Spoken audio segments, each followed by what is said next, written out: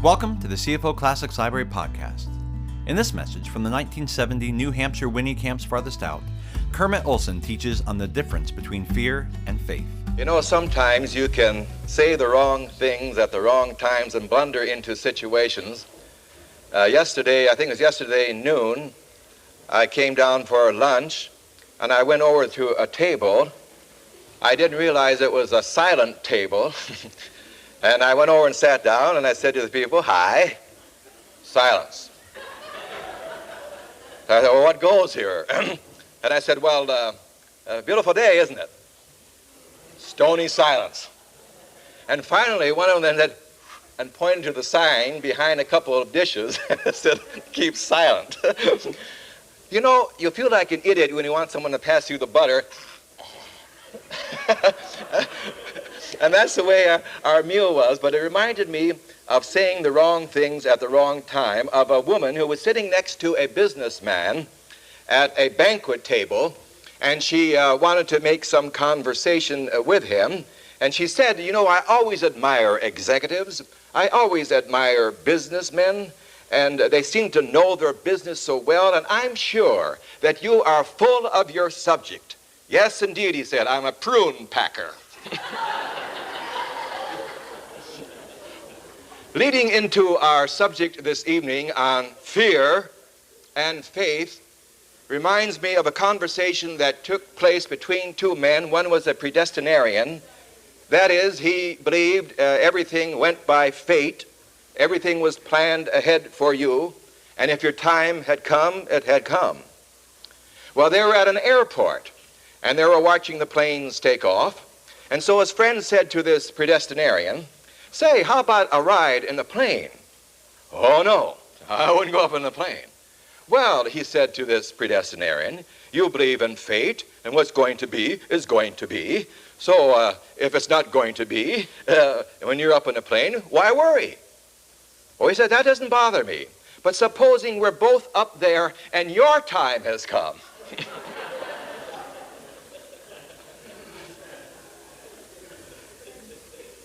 Let me begin this evening on a subject that is common and familiar to each and every one of us, that of fear.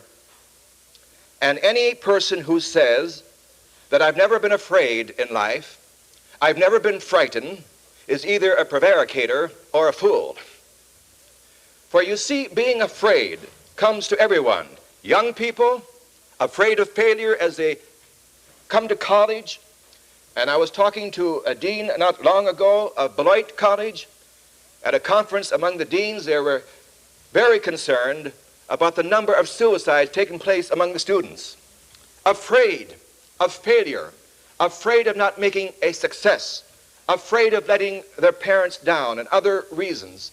And it's become a great concern on university campuses. And so we have young and old, rich and poor, wise and simple. Each and every one of us has had fears and probably in the future will face up against things that frighten you and me. Now, the range of fear and the variety of its forms that it assumes is astonishing. Psychologists, as you know, say that we are born with only two fears: the fear of falling and the fear of a loud noise. All other fears are acquired or induced. And the older we grow, strangely enough, it seems that our fears tend to multiply unless we've had some experience, perhaps at a camp like this, where we can assuage these fears and triumph over them. For as we grow older, we do have the fear of losing our job, of being shelved, of illness, of increased responsibility that we can't manage anymore because of a ebbing of physical vitality, a fear of death or bereavement of someone we love, and these fears tend to multiply. To add to all of these fears, frankly, we are living in a fearful age, the atomic age, so that Dr. Willoughby, a research scientist, says that the deep characteristic of our Western civilization is anxiety. I would say not only of our Western civilization, but of the whole world. And you and I know that 1/2 of the people hospitalized in our country here and our nation are there not because of physical ailments primarily, but because of emotional and mental ailments. What a commentary then upon our civilization. We have developed the resources of the earth. We have scientific gadgets to make life easier, and yet we have become insecure victims of anxiety and fear. Is this the price of progress? And many thinking men are asking this question. Isn't there a better way of living? Well, of course there is, and this we shall examine tonight and also here at our camp Farthest Out. I think we ought to begin by realizing that there are two basic types of fears, normal fears and abnormal fears. Thus, there are some fears that are good. In fact, you and I wouldn't be here tonight if we did not have these fears within us. Protective fears that release adrenaline in our blood for fight or flight whenever we are in danger, coming through our ancestors way back to the beginning of man, protecting us so that here we are today. And these fears are good and are friends to us. It's important to man to have this. And we often see this when we are careful in crossing the street or when we are on a hunting trip. I'm thinking now of my brother up in the North Woods along Lake Superior. And then we went inland deep into the North Woods. And we were in a lake there. And somehow we just had a small boat with an outboard motor. But somehow we disturbed a big bull moose. And he became angry at the interruption and charged out into the water after us. And my brother's trying to get the motor started, and he couldn't get it started. And I say, the adrenaline went through my system, and I was ready for flight or fight, but mostly flight. Finally, at the last moment, my brother got that motor started, and we were able to escape from danger. But it told me again that this fear, instinctive fear, is good for mankind and the reason we are here. I'm thinking now of another man, a doctor, a physician, who wrote a book, The Doctor's Odyssey. Quite an interesting incident took place in his life. He was in South America. He was making a trip around the world, but he happened to be in South America this time, and he wanted to take an early morning dip. So he dashed off to the end of the dock and dove into the sea and started to swim out, and swam out quite a ways, and he heard some noise on the dock. So he turned over on his back, which was his favorite backstroke and enjoyed so much in swimming, and he saw natives on the dock jumping up and down and waving around, pointing way up, pointing. And he turned on the side and started to crawl and look out, and there what he saw froze the blood in his veins. Sharks were coming toward him. The place was infested with sharks, but he did not know that. And he said if he ever known fear, he had it right then and there. At first, there came an irrational desire to dash and make a loud noise to try to frighten the sharks away, but of course he knew they would then attack. Somehow, somewhere, he read in a book that if you swim very quietly and are very still, the sharks are not likely to attack. So very carefully, very easily, he started to swim very slowly back to the dock. And the sharks came up, following him along, and he kept swimming slowly and slowly, and gradually, it's creepy, isn't it? Gradually, he got to this dock, and as he approached the dock, and it's only about from my distance to you, came a mad desire to make that last frantic dash, but then reason held him. And he slowly got to the first rung of the ladder, gradually worked himself up, and finally jumped on the dock. And the natives were so excited, and they surrounded him, and one of the natives said to him, "Weren't you afraid?" And this doctor said, "You'll never know fear until you look into the stony cold eye of a shark swimming beside you." Which reminds me of the story of some lawyers who went out deep sea fishing, and one of their members fell into the sea, and they were going to swing the boat around to pick him up, And in the meantime, a school of sharks came along, and they swam around this particular lawyer, and they thought he was a goner. But after the sharks swam around him for a while, they left him. And the men on the boat were so surprised, and they finally got to him and took him out of the water, drifting on the deck, and they said, "Man, what happened?" "Oh," he said, "that was just professional courtesy."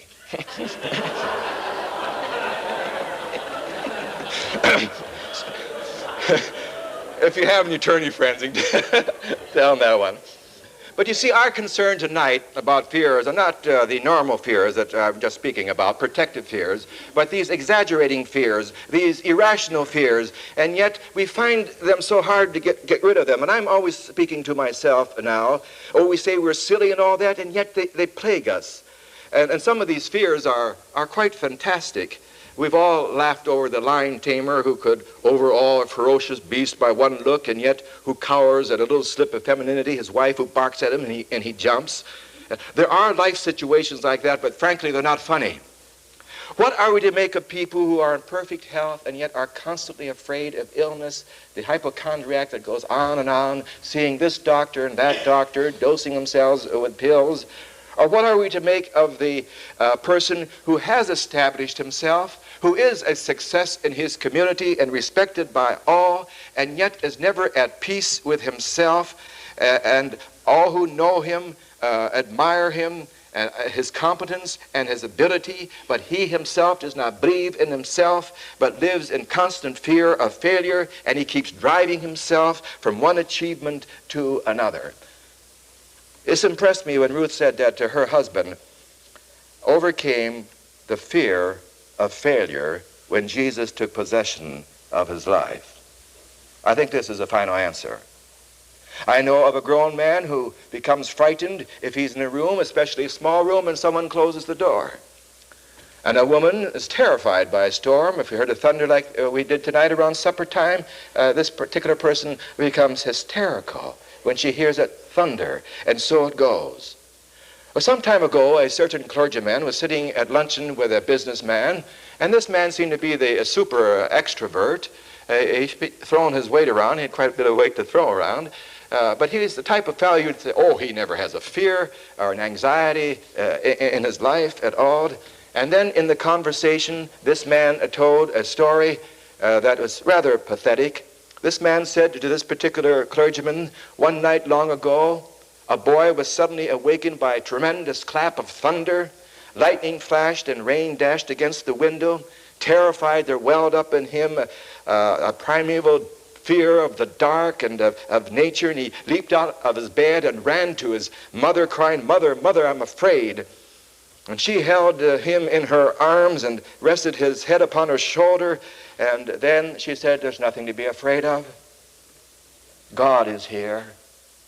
And then she took him to his bed, pulled the covers over him, sat by him until he went to sleep.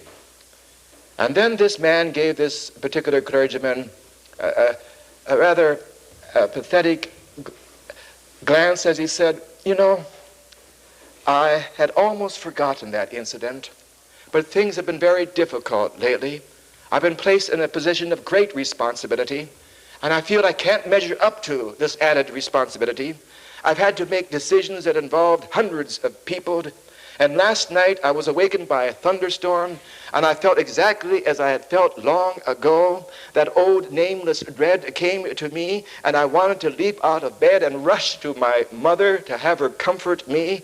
And then as I lay there trembling, I remembered what she said. Have no fear, for God is here. He will take care of you." And you know, I felt his presence, and I gradually lost my fear. How wise that mother was years ago when she gave her son a prescription for fear and anxiety that stayed with him all of his life. Well, most of us suffer from fears of one sort or another. You do, if you're honest about it. All of us have something back there. And there are those who have this vague apprehension that eats away at the heart, and fatigue sets in the body, and misery in the mind. And these people battle on from day to day. Oh, you don't see it or recognize it, but they're frightened and they're unhappy and they're nervous and they're easily depressed and upset and often despising themselves and yet not knowing what to do about it. They need what someone called penicillin for despair. And frequently I think, and I say this in all honesty, nervous and frightened people are treated sometimes very cruelly. Their friends tell them, pull yourself together. Of all the asinine advice to give someone who's desperately trying to pull himself together. They frequently feel that they have little strength to pull on, even if they knew what to pull on. That's like telling a drowning man not to drown. It's adding insult to injury. It's like giving a glass of water to a drowning man. Of course, these victims of anxiety and fear and want to pull themselves together, but how? And occasionally a physician will say, and this happened close to my own family, a physician will say, well, it's all in your head. Well, of course it's all in the person's head. It's an emotional difficulty, but it can cause as acute distress as any physical ailment. Well, one thing is certain. There are persons who understand. Thank God for that. It may be your personal physician who can recommend medical and psychiatric help if you need it. And don't hesitate to take medical and psychiatric help. God works through knowledge and medicines and the skills of men. And there are many fine Christian doctors and psychiatrists who can help us through a rough spot in life. It may be your minister who understands, particularly if he himself has gone through some difficulty and trouble. You know, it's a good thing to have trouble in life and to have fears in life. For God can use you then in a more particular way to help another person who has the same difficulties and troubles and fears. And when you talk to them and consult with them, they say, oh, you understand. You sure do, because you have been through it. Another thing is positive, that God understands you and me, no matter what we are, or what the difficulty may be, or what the lack of faith may be, or the fear that's gnawing at our hearts. And here is where we can get some good positive help. God can work through us in our knowledge of ourselves if somehow we can face up to these anxieties and fears and bring them out into the light. And often when we do that, they're not as fearful as we thought they were. Dr. J.A. Hadfield, the famous English psychiatrist, instead of telling a shell-shocked soldier, a shell-shocked soldier, say, that's hard to say, if you're trying to, shell-shocked soldier, to forget the war, found that he could cure that person by deliberately taking him back to face up to the fact that he is afraid, to face that of which he is afraid, and to understand it. Psychologically, the healthy soldiers were those who were above, or not above, admitting that they were frightened and faced their fears. Then I think we can take these fears and bring them out and then recondition our minds for faith. You know, when I think most of us, human nature is pretty much alike. I think most of the time when anxieties, apprehensions, face us, it's about 2 or 3 in the morning, usually, and we can't sleep. And if we can't drive these apprehensions out of our mind with some positive thoughts, I think the thing to do is to get up and do something and read some faith-packed literature. And that is why from these camps I always like to bring books that I have bought here with me home to keep in tune and to keep the feeling of the camp spirit and this positive faith that I need to go through life, and so do you. And when we have these moments of doubt, and we will, and these moments of anxiety, this is a time to turn to such literature and fill our minds with the presence of the Christ and the love of God in our hearts. I'm thinking now of a man who's the president of a bank in Beloit, who told me at lunch one time, and I never thought this man had a care in the world, He's the most respected man in the community, is the top position, well off financially. And yet he told me that he was fearful that he couldn't measure up to his job. And that a book that helped him was The Magic Power of Your Mind, and the chapter that brought him power so that he could get on top of it and he became a different, transformed person was a chapter on how to generate prayer power, how to use your faith, how to actually practice it. And the answer then, I think, is reconditioning the mind for faith to conquer fear. Now, there's another aspect that I think we need to consider, and that's yourself. When someone asked Dr. John Lake, who worked with the lepers, what was his greatest problem, he said, "You're looking at it." His greatest problem was to get his self out of the way, to take an eraser and just rub his self out of the picture.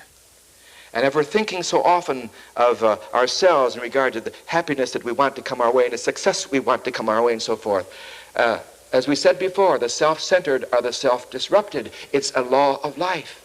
We need to lose ourselves and something beyond ourselves. So Jesus said, let a man deny himself, forgetting himself, and thus he will find the abundant life. I recall quite a number of years ago, a college student had a sign in his room that some of them asked him about. It said, "I'm third." And they said, "Well, what do you mean by that, I'm third?" And this man, a college man who's achieved greatness in the world today, said that when I mean I'm third, it's Christ is first, others are second, and I'm third.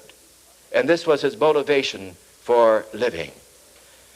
Another factor I think that we need to emphasize is that fear cannot be conquered without courage. And yet the finest courage can be worn down unless it is supported and fortified by something beyond courage.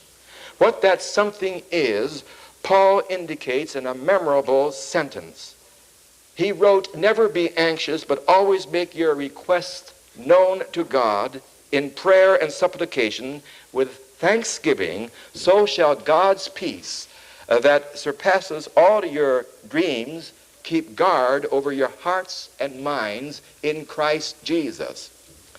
Have you ever prayed about your fears, that is, spread them out before God? Persons I have discovered who earnestly and honestly pray for courage to stand up to life and its demands, thanking God in a positive way for receiving his strength, rise from their knees with fresh heart and hope. And if we can school ourselves to remember that we are in God's hands, if more and more he does become a living reality in your life and mine, we shall get on top of our fears and achieve victory over them, but this does take practice. I know, and I refer to Glenn Clark again. I can't help it because I was so closely associated with him and heard him speak about these things in so many ways. He went through this stage earlier in his young manhood, these fears, these anxieties, apprehensions. The doctor said he inherited his mother's nervous system, and that was it. There was nothing he could do about it, but he did do something about it. He found that if he repeated certain affirmations every morning and every night, repeated them until they got down in the subconscious mind, a transformation took place in his life. And so he said this, "I repeated them with my conscious mind until they got down into my unconscious, until I knew with my whole being that God was with me, sustaining me, closer than breathing, nearer than hands and feet, and when that happened, I became a released person."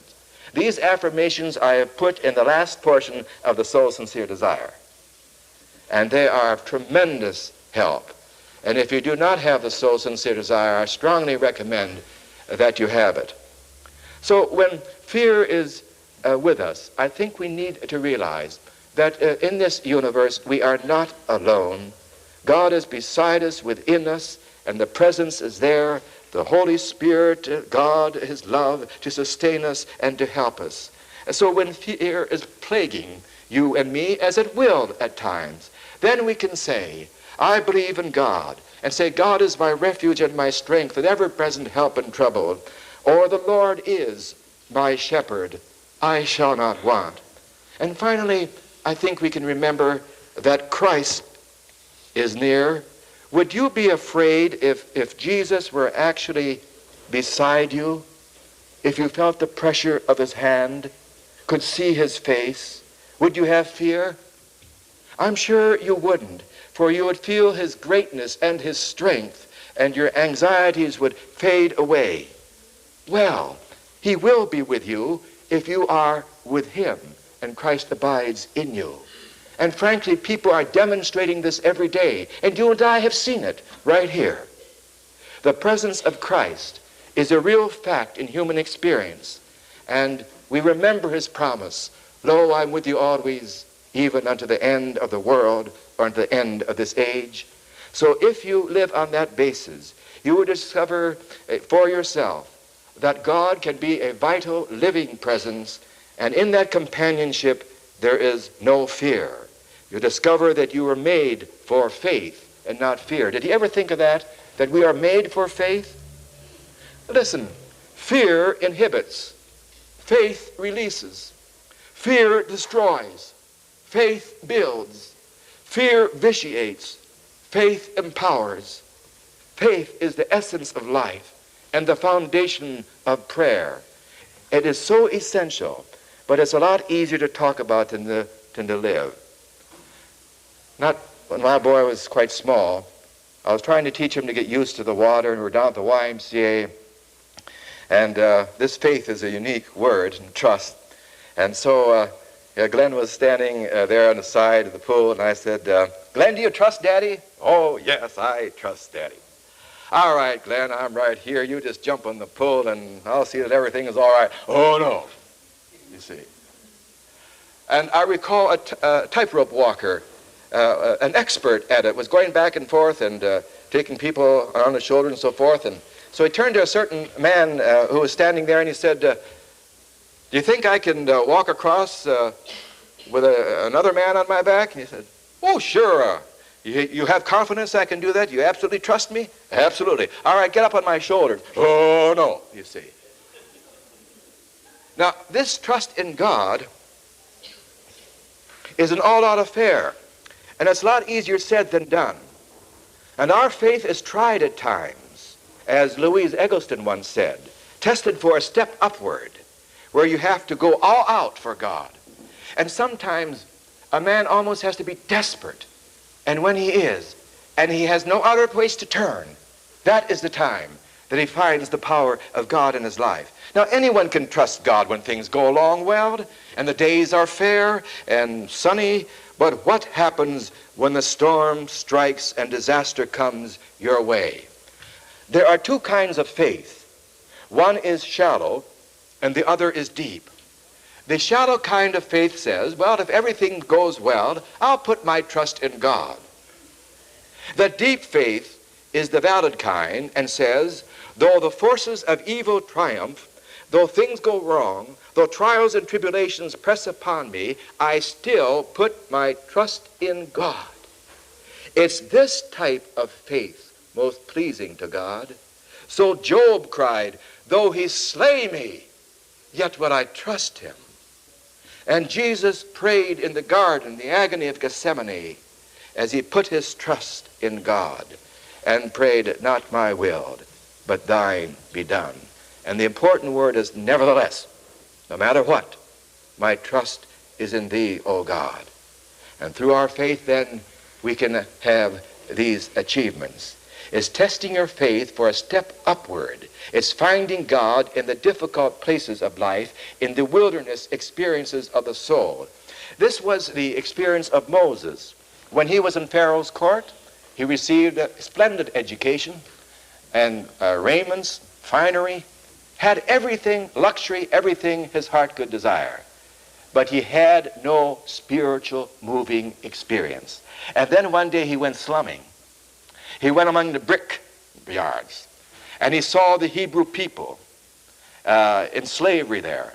And he saw an Egyptian overseer strike a Hebrew.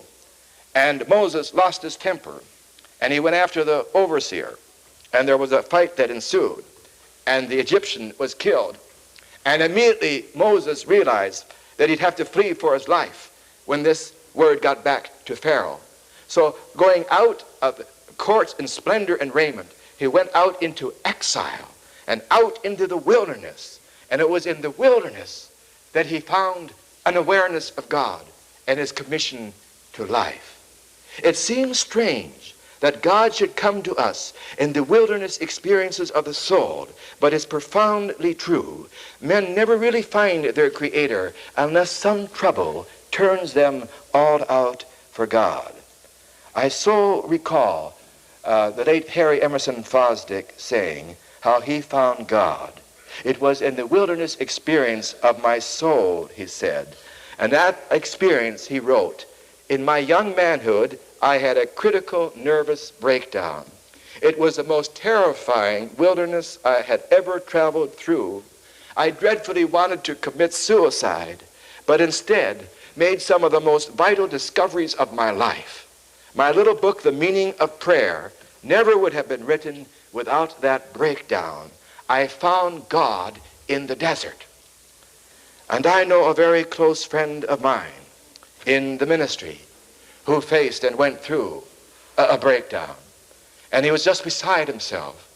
And I say providentially, not coincidentally, but providentially, he was by the Riverside Church in New York City. And on the impulse of the moment, he went up to see Dr. Harry Emerson Fosdick and just broke down in the study and cried out his dilemma and his despair. And he said, I'll never forget this man who went through it himself and therefore understood this younger minister. He said, as I left that room after a prayer with Dr. Harry Emerson Fosdick, he put his hand upon my shoulder and he said, courage, young man, courage. You come through. God is in this adventure. And it made all the difference in that man's life. Real faith is not an easy hothouse affair, an appendix to life. It has to be central if it's to be a transforming and empowering factor. Dynamic faith is like our faith in the spring of the year. We know with our whole being that it's coming and we respond to it. This absolute knowing and responding has tremendous effects upon us. In hypnotism, now this is interesting, as revealed to us in a dramatic way the power of the mind over the actual cells of the body. Dr. Hadfield, as I referred to before, this English psychiatrist and doctor, hypnotized a young soldier. And he told him that he had bandaged his arm, and under hypnosis he told him that he was going to touch him with a red-hot iron and that a blister would form at the point of contact. Actually, Dr. Hadfield merely touched the young man with his finger and then bandaged the arm. When the bandage was removed, 6 hours later, a small blister had formed. By the next day, Dr. Hadfield said there was a large quantity of fluid giving the exact appearance of a blister produced by heat. The body had acted with no physical reason for it to act. And Dr. Leslie Weatherhead had the same experience as he went through another patient on that and had him deeply hypnotized, where the mind uncritically accepts an idea, uncritically, wholeheartedly, and with a red-hot iron touched that person's arm. And because the mind, in which the critical factor was temporarily suspended, had accepted the idea of being burned, the physical phenomenon of a blister followed. I have seen this happen, says Dr. Weatherhead. I have done it myself. Now, think of this. As we contemplate these facts carefully, do we not see the tremendous possibilities they open to us in the realm of faith and prayer? If under hypnosis, a condition in which the mind accepts uncritically an idea can be received by the mind, causing the cells of the body to change, to form a blister, does this not open a whole new unexplored continent in the realm of positive faith and prayer? If a person has a dynamic faith so that he positively accepts the idea of health and wholeness with his whole being, does this not in itself bring about conditions conducive to health and wholeness? Think of that. Medical science and the science of faith working together in the years ahead will present a glorious future for the ills of mankind. The important factor is the spiritual undergirding of it all. God wills health and wholeness. Do you believe that? He wills health and wholeness. In fact, a physician said to me, if God did not will health and wholeness, I would not be a doctor today. We physicians just set the process in place so that the healing can take place unimpeded. And God answers prayers in diverse ways.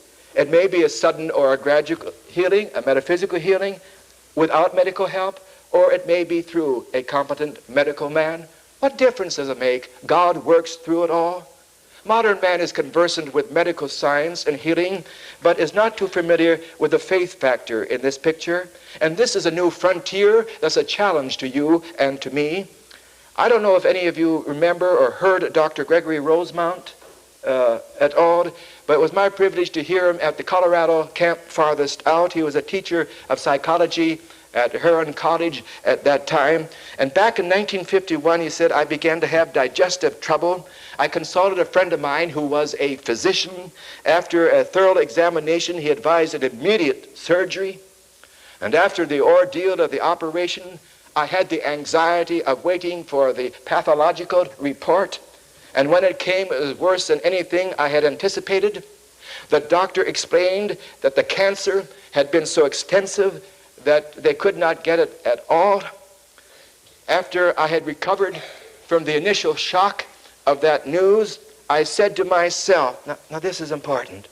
I said to myself, I believe God is the great creator. He is responsible for the miracle of my body and my mind. If he can create my lungs and my heart and my eyes, couldn't he take care of a few cancer cells? He is a God of order and a God of law, and yet can't he supersede and work through higher laws? I believe that he can. And then Dr. Gregory Rosemount said, I did not ask God for healing, but I did surrender my life to God, saying, Lord, if my work is done here, all right. If not, you'll find a way to make it so. It was on January 22nd, 1951, that I received the pathological report, which I still have with me, he told us at this Camp Farthest Out. Less than a month later, I preached in a church sitting down. The doctor told friends of mine that they gave me not more than 4 months to live. Today, 6 years later, I'm going strong. And every time the doctors see me, they say, that man just shouldn't be walking around. I remember talking to my uncle, who was an eye, ear, nose, and throat specialist, at lunch one time. And this subject came up. And here's another medical man speaking. He said, you know, Kermit, I'm a specialist, eye, ear, nose, and throat. And I've come across cases where, medically speaking, it was a terminal illness. This person, medically speaking, could not live. And yet something happened. And that person did live. How? I do not know. But something at present is beyond our scope of knowledge that is a healing factor. Now that something is a vital faith that we are exploring more at this Camp Farthest Out. And I, with you, and I'm always speaking to myself, need to get a greater hold on this faith. Need it desperately, as each and every one of us do. I want to close then with this incident that took place at a Camp Farthest Out at Coronis. Mrs. Laurie was in a painful, crippled condition. She had a growth on her spine and hadn't been able to walk for 5 years. And the pain was so severe that she hadn't been able to sleep for 5 nights before she came to the camp. She was on the way to Mayo Clinic in Rochester, Minnesota, but was delayed because of the heavy schedule at that clinic. Now, people at that camp, I think particularly that year, were powerhouses of prayer. And I remember when this miracle took place, Glenn Clark was speaking on the sufferings of Job, and this woman was suffering. And she identified her suffering with the suffering of Job. And as she listened to Glenn Clark speak on this suffering, and where Job reached that point in his life where he put his utter trust in God, completely, wholly, utterly, and said, though he slay me, yet will I trust him. With those words, she reached a point of absolute relinquishment and trust. And she described the experience later by saying that at that moment, she felt a feeling as though a hand giving warmth went down her back and all pain left. And when the group got up to stand to sing, she stood up alone by herself and later walked out without any help, whereas before she needed one person on her right and one on her left to almost carry her through.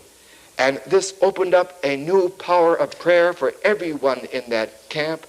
And she sang, and we sang at that time, "My Redeemer liveth." I think this is the time to close on this high level of reaching forth and grasping this principle of dynamic faith, utter trust in God. My Redeemer liveth. Thank you for listening to the CFO Classics Library podcast brought to you by Shepherd Ministries Incorporated.